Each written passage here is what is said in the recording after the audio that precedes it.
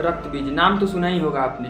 कौन था ये रक्त बीज जिसका जिक्र पठान मूवी में किया गया है और शाहरुख खान इसमें थोड़ा सा उसका जिक्र भी करते हैं।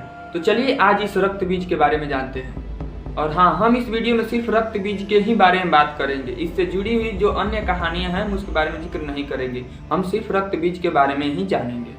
रक्त बीज का जिक्र मार्कंडेय पुराण में किया गया है। अगर मार्कंडेय पुराण की माने तो रक्त बीज पर भी ब्रह्मा जी की ही कृपा हुई थी।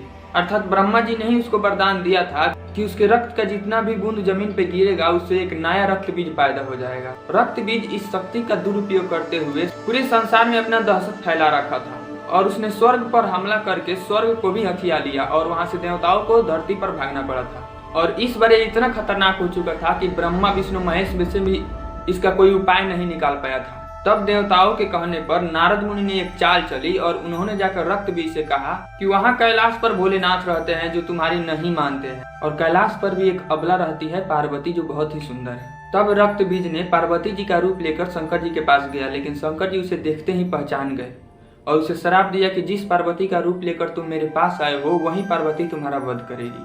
तब रक्त बीज अपने अपमान को न बर्दाश्त करते हुए अपने खून से एक एक करके सैनिकों को पैदा करते हैं, जिसमें चंड और मुंड भी थे, और बारी बारी से सभी सैनिकों को कैलाश पर भेजते गया माता पार्वती को लाने के लिए।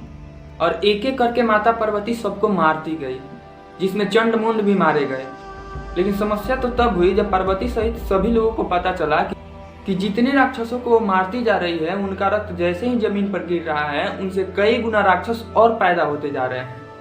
और ऐसे करते करते अनगिनत रक्त बीज पैदा हो चुके थे। तब माता पार्वती अपने क्रोध को नहीं काबू कर पाई और फिर उन्होंने माता चंडी का रूप लिया, अर्थात महाकाली का रूप, जिनके गले में खोपड़ियों का माला लटका हुआ था। एक हाथ में खप्पर और दूसरे हाथ में तलवार था, और वो एक एक करके सभी रक्त बीजों का गला काटती गई और उनका खून जैसे ही जमीन पर गिरने वाला होता था वो खप्पर में रोक कर उस खून को पी जाती। और ऐसे करते करते उन्होंने सभी रक्त बीज को मार डाला।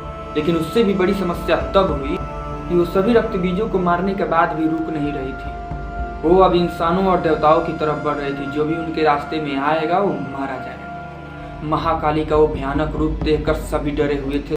सभी लोगों में अफरा तफरी मची हुई थी। तब वहाँ पे हमारे भगवान शंकर भोलेनाथ की कृपा हुई और वो जाकर माता काली के रास्ते में चीत के बले सो गए। और जैसे ही महाकाली का एक पैर भोलेनाथ के सीने पे पड़ा और उनको महसूस हुआ कि मैंने अपना पैर अपने पति के सीने पे रखा है, तब वह लाज और शर्म के मारे वहीं पे पत्थर की हो गई। तब जाके महाकाली के कहर से देवताओं और इंसानों की रक्षा हुई और महाकाली ने ऐसे रक्त बीज का संहार किया। तो ये थी दोस्तों रक्त बीज की कहानी। आशा करते हैं आपको अच्छी लगी होगी। तो लाइक सब्सक्राइब करके ही जाइए।